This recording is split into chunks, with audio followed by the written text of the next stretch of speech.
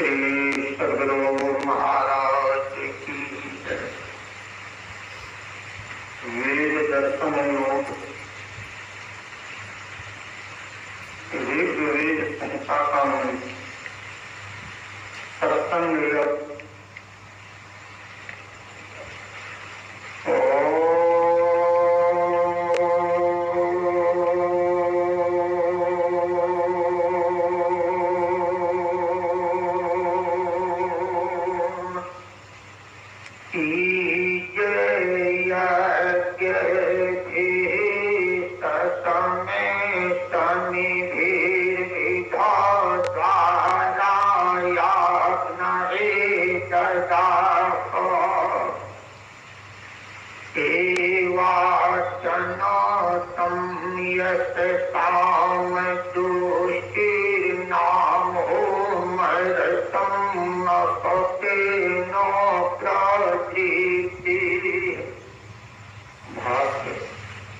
जो पुरुष दान देव पूजन और कर्मों से युक्त करता है, उत्तम कर्मों से अपने को शांत करता है, वह उत्तम शांति जनक उपायों और स्तुतियों से अपने को शांत करता या प्रभु की स्तुति करता है।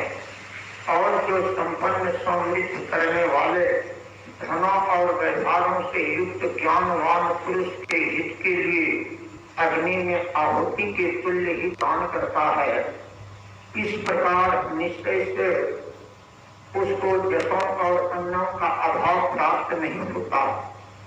उस मनुष्य को पाप भी स्पर्श नहीं करता और उसको भारी तर्क घमंड व मोह भी नहीं होता, अथवा अन्नों की कमी पाप व डर आदि उसे नष्ट नहीं कर सकते। टीकाने इस मंत्र से विदित होता है कि सत्संग करना भी यज्ञ करना है। सत्संग योग भाग पहला, मोहोपनिषद अध्याय तीसरा। भारो विवेकिना शास्त्रम् भारो ज्ञानम्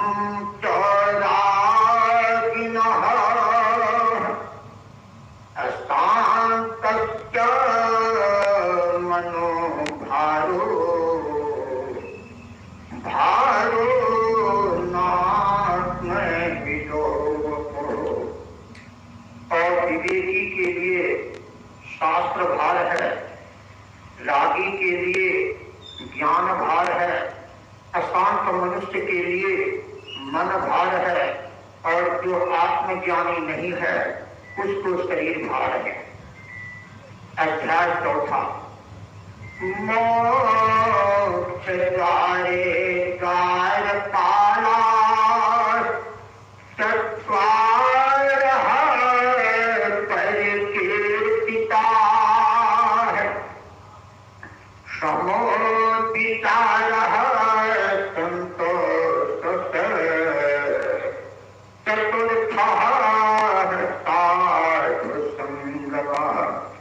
मोक्ष के द्वार पर चार द्वार पार करते हैं: सम, विचार, संतोष और साधु संग। दुर्लभो विषय त्यागो दुर्लभम तत्व दर्शनम दुर्लभा सहजावस्था सद्गुरु है करुणा बिना। सद्गुरु की दया के बिना विषय त्याग दुर्लभ है, तत्व दर्शन दुर्लभ है और सहजावस्था दुर्लभ है।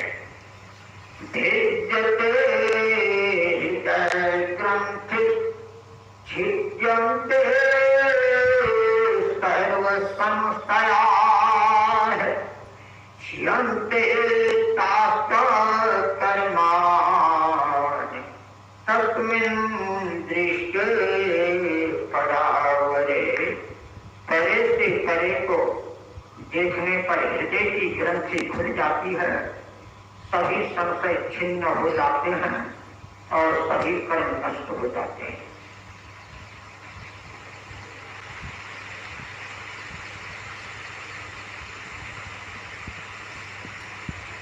दूसरे भाग से संत कबीर साहब की वाणी। संगति तो सुख उपज, कुसंगति से सुख जोर, कहे कबीर तह जाइए, साधु संग जह होए, कबीर संगत साधकी, हरे आरती याद, संगत बुरी असाधकी,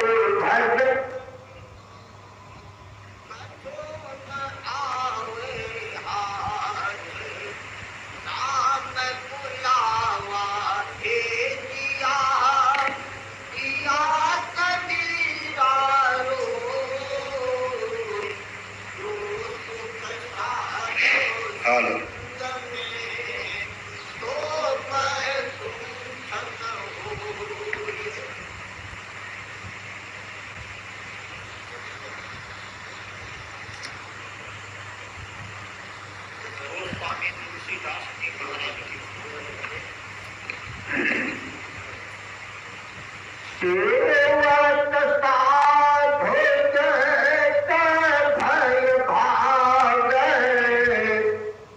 श्री रघुवीर चरण लागे, देह जमीत विकार सब त्याग, तब फिर निज स्वरूप अनुराग, अनुराग तो निज रूप जो जगत विलक्षण देखिए, संतोष सम शीतल सदा सम देहवंतन लेखिए, निर्मल निरामय एक रसते, रसतो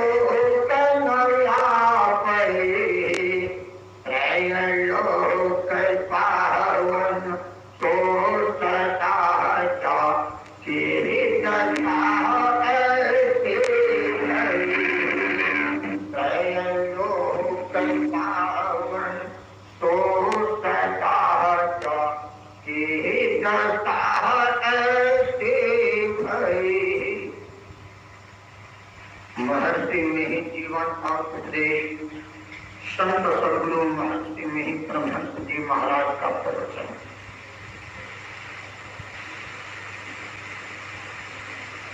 सत्संग से बहुत लाभ होता है। सत्संगति दुर्लभ संसारा, निमिष दंड हरि एक उपारा, रामचरित मानस उत्तरकांड। थोड़ा सा भी सत्संग करो तो बड़ा कल्याण होगा। जो अपने से बड़ों का अभिवादन करते हैं, भगवान बुद्ध कहते हैं कि उनकी 4 चीजें बढ़ती हैं, आयु, सुख, बल और सौंदर्य। सत्संग से बहुत लाभ होता है। जितना लाभ धन के मिलने से व बहुत विद्या के मिलने से भी नहीं होता, उतना लाभ सत्संग से मिलता है।